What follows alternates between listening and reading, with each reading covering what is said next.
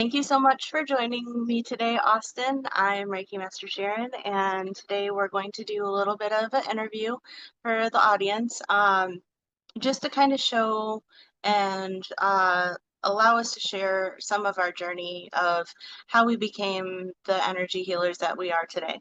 So this episode is going to be more focused on Jacob today, or sorry, Austin Jacob today. I don't know why I always want to call you Jacob, even though I know your name's Austin. I But got three first names. It happens all the time. So so, uh, Austin Jacob, he is a quantum activator, healer, and coach. He does some pretty amazing things. He has his own YouTube channel as well. Um, Austin, would you mind telling me a little bit about yourself and your journey and how it shaped who you are today? yeah. In a nutshell, most of my journey has been mental health centered. Because from a very early age, Sharon, I was engulfed with, conditioning and programming as we all are, but just the mental health paradigm and having to learn how to navigate through that really shaped a lot of my earlier days, my adolescence to my 20s, and still shapes my life now. But it's also been a driving force to better myself. And, you know, I- and so in that way, I'm actually grateful for the experiences that I've had with the mental health, even though some people might not see how to appreciate them quite yet because maybe they're still struggling with them.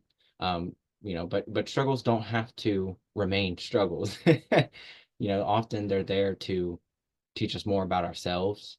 Um, and in the way I view it, integrate them to better ourselves, but also better the people around us. So I'm blessed for the mental health challenges that I've gone through. Right. Yeah, I see that a lot of times. Sometimes people can take a diagnosis and turn it into like a life sentence, right? So, do you feel like you've kind of overcome some of those obstacles or maybe integrated them a little bit better? I mean, I like that you talked about how when someone gets a diagnosis, how that can shift things around. Because when I got my earlier diagnosis, like as a child, say around 3 or 5 years old, it was like threefold, ADHD, anxiety, and depression. And the way I viewed it then, say 15 years afterwards, getting into high school and college, was completely different. It had already kind of taken a hold on me of what I believed about myself, how I viewed the world around me, and just learning to navigate with the diagnosis. So I was very like I wasn't necessarily open-minded to any alternative to other than what people were saying these things meant, which is where we, in if we took an esoteric frame, it's this labeling and the conditioning on that. Um, and then so to integrate what your comment, when I was diagnosed again at 23 as an adult, because I just knew there was more going on than the labels that I was receiving and the information I was digesting, whether it was from the DSM-5 or from therapists and higher education people, professionals. And that's not to dismiss any professionals. There are great professionals out there, but I knew that there was more going on than I could actually articulate at that moment. And so during the second diagnosis as an adult, that's when new things came up. Like there was psychosis, there was autism spectrum disorder, borderline personality disorder. And I was 23 years old at the time. And for me, it was almost this liberating feeling because it was like this relief I didn't know, or enclosure also that I didn't know that I needed. Because although I was comfortable with, oh yeah, I'm ADHD and I got this and I got to deal with this and this is forever and yada yada, when I got those diagnoses, it was almost like, ah, see, it wasn't nuts. No one else could see what I was going through, but I'm not nuts. Is kind of like how I framed it back then. And it really changed and honestly planted a seed to allow me to expand those things. What does that mean? Because if you consider I'm 23, I'm already out of college, there's not so much external influence on meaning and definition to not only the diagnoses, but life in general. I got to make my own assumptions, my own realizations about who I am, how I perceive the world, how am I going to function, how am I going to integrate. All those things came because I was open-minded enough to not only accept the diagnosis, but then seek to know thyself, myself. Right. So then that kind of shined a light on all the things that you were feeling but couldn't express. You kind of had a way to have a word and a definition that you could research and find out more about yourself so that you could integrate it into yourself and know more about yourself and kind of move forward, right? Yeah, Is absolutely. In fact, one of the terms I came across is indigo person, and that resonated so much with me because there were a lot of I'll frame it as spiritual. There were a lot of spiritual experiences that I was not only well in tune with, like intuition and seeing and hearing things, so to speak, but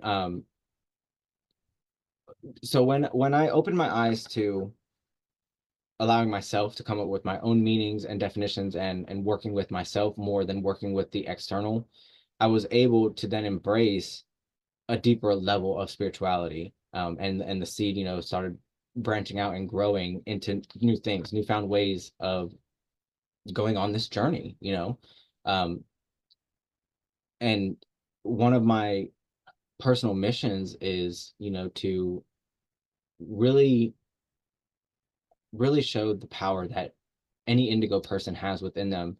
And I coined the phrase burdens into blessings because for such a long, I mean, majority of my life, that's how I viewed these diagnoses. They're a burden. I have to deal with this. I can't look at somebody in the eye. I can't focus on this or that. I get overstimulated and I can't wear certain clothes. I can't eat certain foods. I have no control over yada yada yada. It went on and on and on and on and on.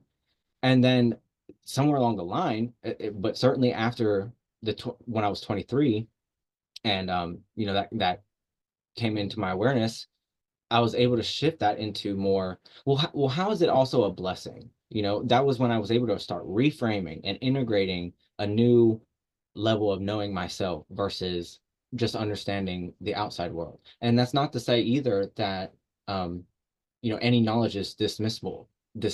I'm a firm believer that all information is valuable. It's really it's just a tool, and you get to choose how you're going to use that tool. And I think, like, if you allow me to kind of intersect on this, but like my daughter, sometimes she has issues with like textures. I did as well when I was a child with my socks, especially. And I know that this is very common with people who are autistic or neurodivergent. Um, I feel like maybe the fact that we have these sensitivities that can sometimes seem like a nuisance to neurotypical people can also be somewhat of a blessing as well, because how awesome is it that you are so in tune with your body and that you are so hyper aware of your surroundings and the way that things feel and the way that people feel and energy feels. And what if we were to look at it like that? To look at it in a sense of, wow, you're so aware of yourself and your surroundings instead of you're too aware of your surroundings. You know what I mean? Like, No, exactly. That's all about, that's it in a nutshell. We are, yeah, I mean, almost have a leg up as in the blessing realm, but it does right. take not only accepting where you're at now, Hmm. and the best word I can come up with is reframing it, and transmuting, alchemizing, however you want to look at it, integrating it into its natural blessing, because the only thing that's wrong with you is that other people think there's something wrong with you. Right.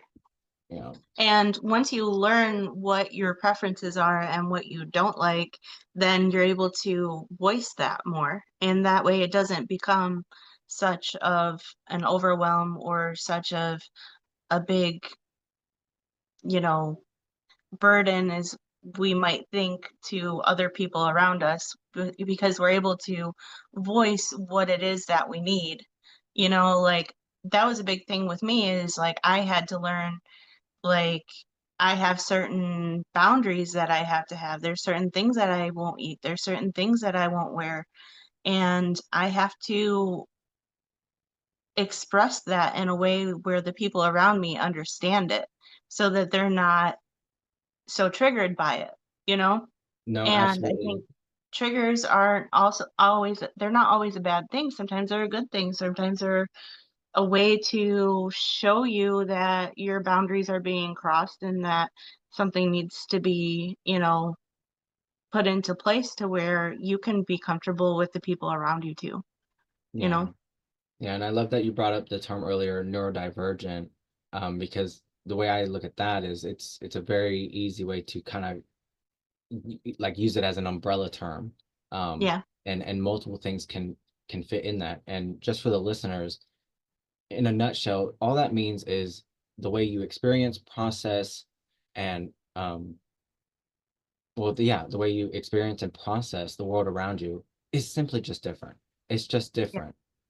That's a watered down version, but one thing that I've really been elevating myself on is because in my just upbringing, I wasn't afforded necessarily that voice or the opportunity. In that kind of way, my needs weren't met, and I was more so forced into figuring out how to deal with my unique way of processing and experiencing the world around me, and which also I see as a blessing because it kind of gave me a leg up in the independent factor as far as like regulating my own emotions and figuring out what works for me, and because at many times I had no other choice but to figure it out, you know.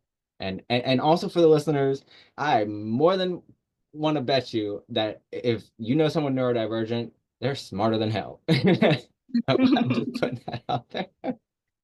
Yeah, I mean, if you look at people like Elon Musk, he's autistic, I believe, and he's got a huge company and he's doing a lot of pretty big things. So, I mean, like, it doesn't have to be just because someone has these things that they are limited to what they can do or what they can achieve. And really, I believe if they embody it, they can probably do a lot more, you know?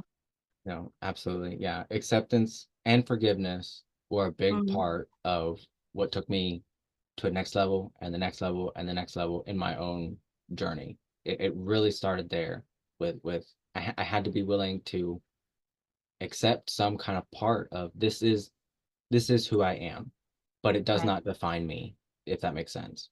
right. So could you tell me some of the philosophies and some of the instances that got you into energy healing? Yeah. So when I after several months of if I were to pinpoint it on a linear journey, there was a moment in 2024 where I stepped into my power, so to speak. And months and months, maybe like 5 or 6 months into that whole thing, I was like, you know what? I'm I really just I don't want to be taking medicine. I don't want to be dependent on all these things because my situation and circumstances were changing drastically by choice, and divinely, that it wasn't really going to be optimal anyway for me to continue seeing the psychiatrist and doing all the things that I had previously served me.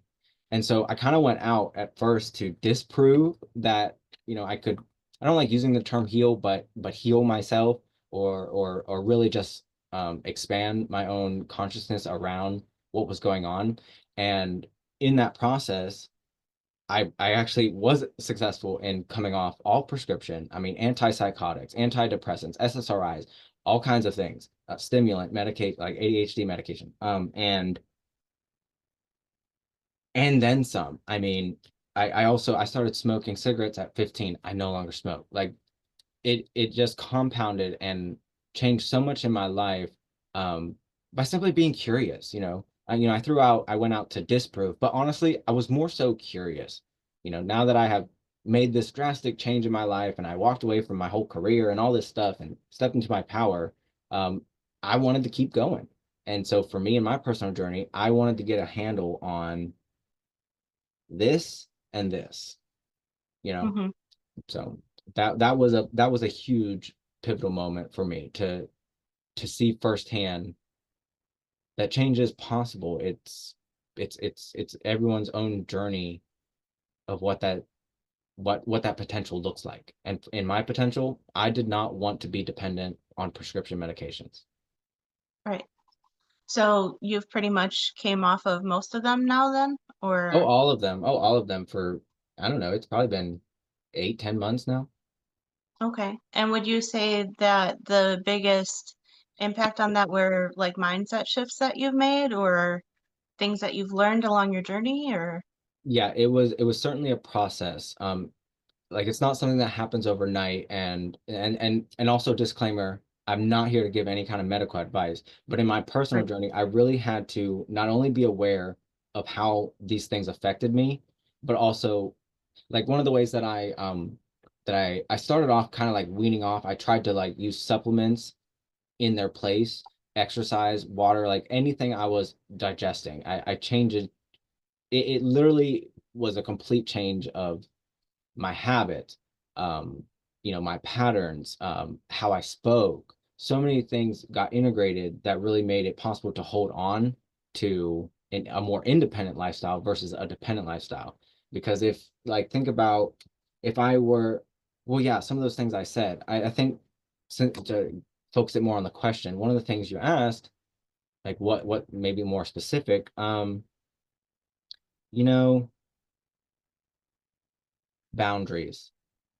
Um, it was a hard thing for me to remove myself from a situation that I knew was overstimulating or overpowering, or it wasn't serving me to be in it, and it was almost doing more harm. This could be people pleasing. This could be law of attraction if you get into that. But the point I'm trying to make is it was not an overnight thing. It was not easy, and it took consistency. It took imperfect, consistent action, and it took consistent reflection with myself. What is working? What isn't working? How do I feel? Why do I feel? Um, and sometimes letting go of any definitive why, because with the if you're familiar with depression, you could be alone by yourself or with your friends, and if it hits, it hits. And sometimes it's hard to kind of pinpoint, well, what's going on? What is going on with me, and how can I regain control? So my first focus was on regulating what was going on. So I looked into like breath work and meditation and sound healing and how do foods help? What are supplements that, do this and do that?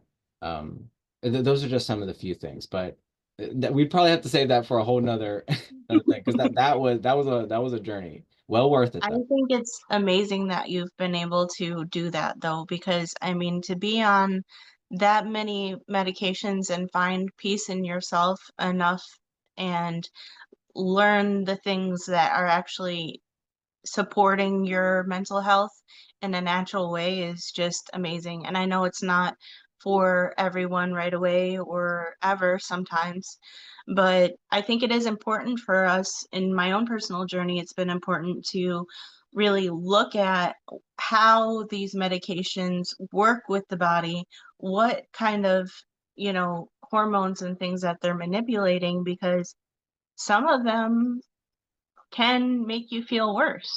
Like some pain medicines or, birth control medicine can, slow the production of serotonin and things like that. And, serotonin's like your happy hormone. And, you know, Yeah. there are people who need it in really dire situations and things like that, but sometimes we don't realize the things that we're putting into our body and how they're affecting us and the science behind it. And I think once we bring our awareness to that, that kind of helps us to understand and make a more conscious decision whether or not it's good for us or not, you know? Yeah, no, absolutely. I mean, one, I also did have a leg up. The the the mother who raised me, essentially, she was very active in educating me in regards to what, she understood in mental health. And so like terms like SSRI, what you talked about, that's all about serotonin Yeah. reuptake inhibitor, that's Hmm. often for, depression. And then, one of the antipsychotics that I took, it was more of a mood stabilization and very similar effects. But you're absolutely right. If you're unaware of what all is actually being played out, it's kind of hard to pinpoint, well, what does it mean with my body? How is it affecting me? You really just kind of shooting in the dark and playing guesswork. And that's why it can be dangerous. Yeah. But just for me personally, I didn't want to be dependent. And I did have a lot of um, like I already had a good bit of knowledge because I was fortunate enough to be consistently educated about what was going on and worked with. Um, and so that earlier I made a comment of my needs weren't met when I was younger. Truth be told, but I wasn't dismissed either. They did the best that they could. Everyone did the best that they could to understand where I was at. And sometimes it does take a little bit of courage from the person who's dealing with it to find their way to speak up about it. And that can be a very challenging thing also. Yeah. Right. So, tell me about the energy modality that you've stepped into with the quantum healing.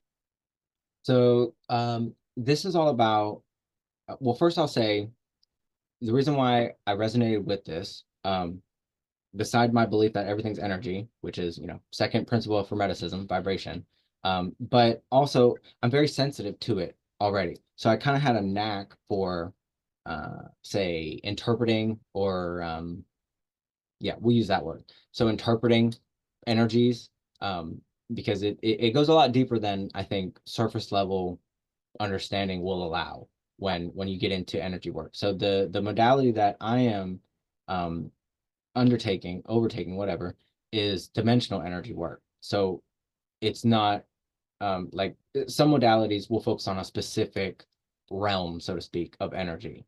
Dimensional energy is more the dimensional, the ether, the or ethereal, the physical, the mental, emotional, all encompassed one. So it is a great term to just say quantum, but it's dimensional energy work.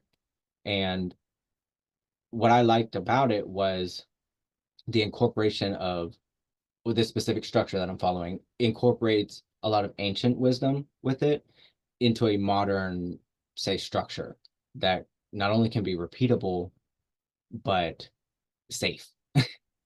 Right. So when you say ancient, what are you talking like ancient Egypt or like different healing? All kinds, but yes, ancient Yeah. Egypt is one of them. For example, most people, at least in this tribe, are familiar, with the seven chakra system. Um, Yeah. there are more. And Yeah. so one of the things that I like about this particular structure and this mentor that is helping with this process is that the downloads that he personally has received and has incorporated into these lessons and teachings go a little bit more well-rounded. Like there are some parts of Chinese that come in, or Western, Eastern and Western, ancient, new, um, and yeah, I mean, the more, maybe it's me living out my philosopher king archetype, but I truly believe that the more you can take knowledge from different places and sit in like a middle ground with that information, you're actually able to utilize the information more optimally and to your benefit. Whereas if you just go on one side and like, this is it, this is my shtick, it doesn't mean you have to choose something else or have a preference of something else, but at least try to be aware of as much as you can because it's going to show you something more about what your preference is. Yeah. And so, And I love that you say that because like with my journey, I kind of got this feeling that the sacred sciences that Abraham taught were taught to multiple cultures. And it kind of makes me wonder if, like, there was more to the Tower of Babel more than just language. It was more so like we were all arguing over the same shit. You know what I mean? It's like, Yeah. oh no, you're not doing it right because you're honoring this God at this different name, but it was really the same God, but it was just, you know, taken on differently. And obviously there were things that happened and sacrifices that maybe weren't so aligned with how I think things might have been more optimally done, but I think the intention was there. You know what I mean? Like, Yeah, I yeah, know that absolutely. there are some pretty dark things that happened back in the day, and I'm not going to discount that. But also, I do think that there are things from multiple cultures that we can learn from each other. No, absolutely. I mean, in all of the studies, okay, I could talk until I die about all of the things that I've dove into up until this point of 30 years. And Right. the common theme across any and all of them is they're metaphors. And they're usually metaphors for the same exact thing. They just simply expand on that information. There's a difference, but I won't go into it now, but there's a difference between information, knowledge, and wisdom and Yeah. gnosis. Very Hmm. powerful stuff. So that's Right. great to hear you reflect back that, your openness to hear different cultures, you Right. know, between Yeah, because I mean, Christianity, religion. I agree with you. I believe that it's more so allegory than something that is more so like physical and to the point. It's more like they were symbolic for certain things that were happening, especially in the astrology and things like that. Like I feel like if everything in every book was just to fall off the face of the earth right now, like the universe would still tell its story Yeah. for those who are open to listen, you know? Yeah. Yeah. You know what? Something's coming to me right now. To full circle this with the neurodivergence and identifying as indigo, um, and focusing on blessing here. I I'm so thankful because one thing that came out of it was, um, it almost gave me a push start into the unseen and the unknown because I was already experiencing so much that only I was able to comprehend. Only I was perceiving and experiencing. And Mhm, and even if I opened and up and tried to articulate it somebody, like, well, not over the head, but they couldn't meet me where I was at. Um, mhm, so I just wanted to throw that out there that own who you are, because I'm telling you, magical gifts are going to come by learning more about yourself.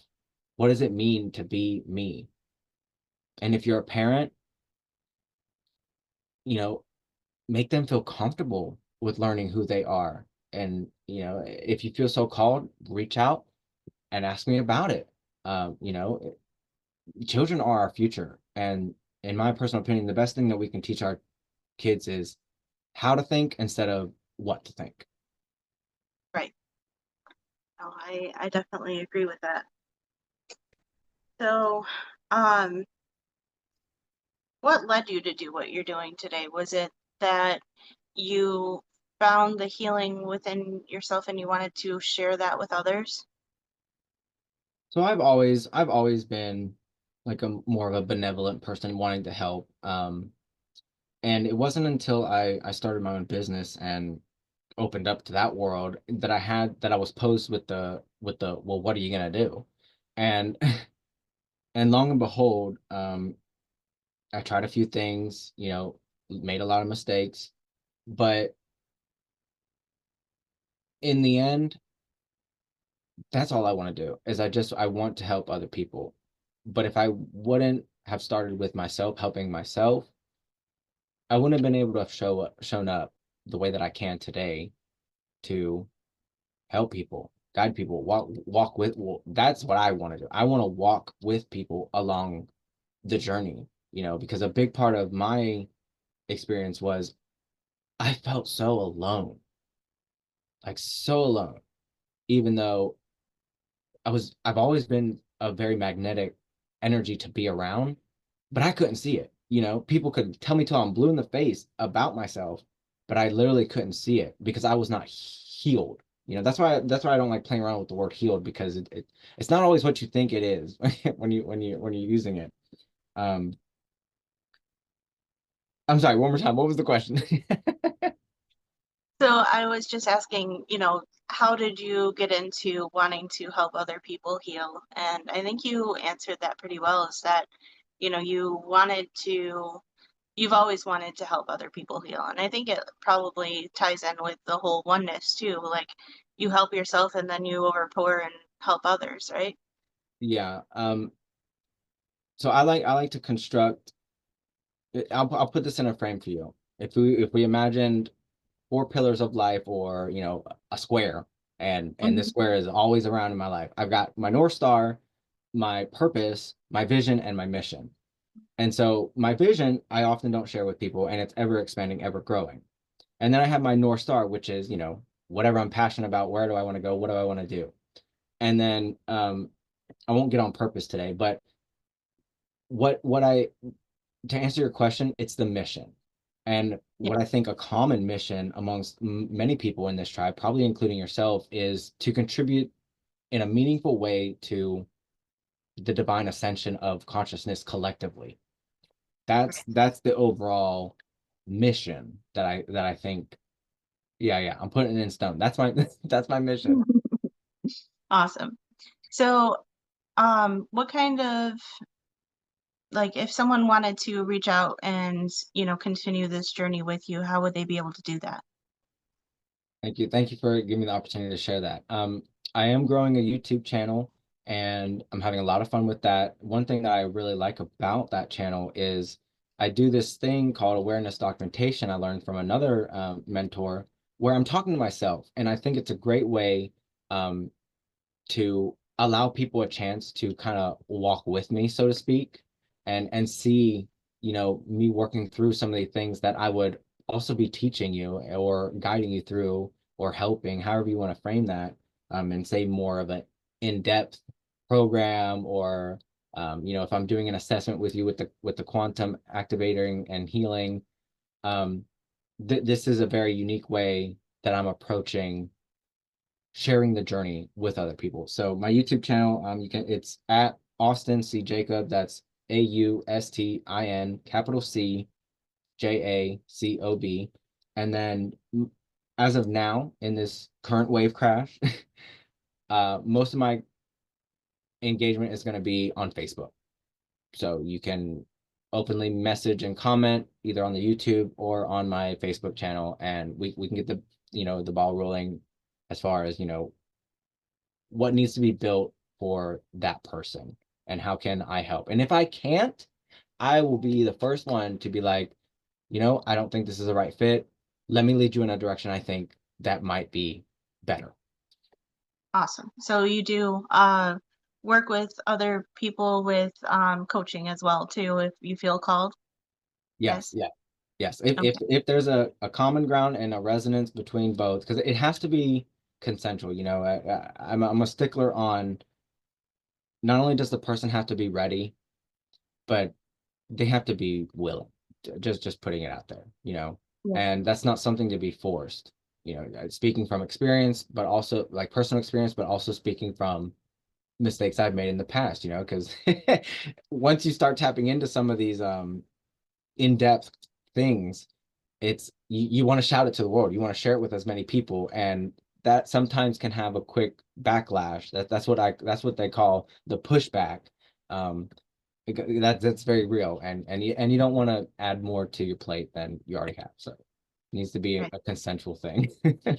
So then, when you do take on a client, is it like at a time by time basis, or do you have like, is there some people that you feel called to have more of a structured monthly meeting with, or is it more so like case by case with how long the session would be? It can be case by case, but I would say it depends on the offer that I'm running in the current moment. Like right now, um, there are a few offers. One is just a one-on-one session, as far as like a quick fix in terms of the dimensional energy healing. So it's like a 30-minute session. It can go longer if it needs to. It can have follow-ups if that's appropriate. But most of the time, it's just one-on-one. I give the assessment, I share some insight, and I do the energy work there. And that can be remotely, it can be in person. I love in person. I'm very much an in-person person. Hmm. And then when it comes to coaching, that's where it gets into like a hybrid situation. Because I tend to take a Goethean philosophy when it comes to coaching, where I'm really tuning into what does the person need and how far are they willing to go. Um, and sometimes that'll look like, a group container. Sometimes that'll look like, this needs to be one-on-one. And sometimes it's longer sessions, and sometimes, like take for instance accountability. Some people need a little bit more accountability, and so it would, become apparent quickly that if the person is equally exchanging energy and converse, dialogue, that I would suggest then, hey, would you be open to meeting, once a week, or, maybe more often than what the program would just initially want to call for. The I guess you call it a high ticket program. The high ticket program is a 9-week thing, and I integrate a lot of different elements into that, like courses, teaching, um, and like hands-on uh, homework, if you will, really trying to walk through the process with people. And then at the end of that is when I go into more of a coaching setting. But like I said, I tend to take more of a Goethean standpoint, where if I get the feel where someone reaches out that, what their needs might be, I'm usually open enough to jump in ahead of time with the one-on-one coaching or group setting coaching. And I also have coming out I guess you can call it like a 3-day challenge. And it's kind of just like entry level, and this particular one I do all around awareness. It's kind of learning more about yourself. That's so simple to say, but yeah, it's all about awareness, and it's intense, but that's why it's only 3 days, and that one is very individualized. So it's, anybody could sign up at any time. You pick your own 3 days, boom, boom, boom. You get to walk away with that forever type thing. Whereas, like, say the 9-week thing, you have to show up and, you know, do the work Right. type of deal. So, but the sessions are great. The sessions are great because that 30 minutes and you could have them over and over and over again. I put out my Calendly and you just sign up and talk about it, and we go from there. Awesome. So without giving out any kind of personal information of you or your clients or certain situations, could you give me some breakthroughs that some of your clients have had? Oh yeah, absolutely. One of my it usually revolves around some kind of empowerment.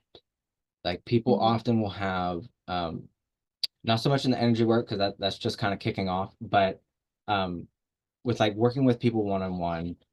um I, I'll just say it. One of my great superpowers is my ability to kind of balance between perception and perspective.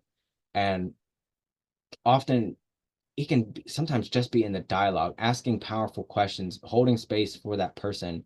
You will see shifts come into play on their own accord. Like, the person themselves starts to realize how empowered they are themselves. And that's a work in progress also. I'm not above it. But we do it together. That's the thing. We get to grow and go through this process of empowerment, knowing yourself together. So you're not alone in the process. And I think the presence and the holding space for people that I bring into the equation is really the biggest shift, because people then start to feel seen. They start to feel heard. They start to feel more empowered just to be themselves. And like, a lot of people, their passion will be reignited. They'll start doing things they've never done.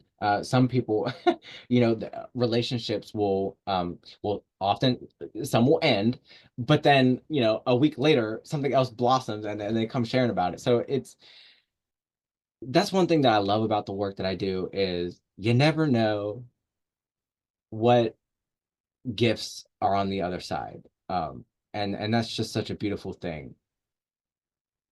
Yeah, I Yeah. love that too about coaching is like watching people make those breakthroughs on their own and like seeing like what comes from it. It's like, ah, they're blooming, you Yeah. know. Yeah, absolutely. But Now with the thank you so dement much. Oh, now with sorry, the go ahead. energy with the energy work now, I will say those are like those can be really powerful. Really powerful. And yeah, I mean, don't take my word for it. Reach out to me and let's do a session because it's some in-depth stuff. And I've not personally, but I have seen, I have heard, let's just frame it as miracles. Amazing things can happen with consent. Right. Well, thank you so much for joining with me today, Austin. It's been a pleasure working with you, and I think that your story is amazing and empowering, and I think it's going to help so many people see what is actually possible for them as well. And if you guys want to see or connect more with Austin C. Jacob, I'm going to leave some information in the comments below and in the description if you'd like to connect with him further. And I hope to see you guys next time. If you like this content, please like, share, and subscribe, and we'll see you next time.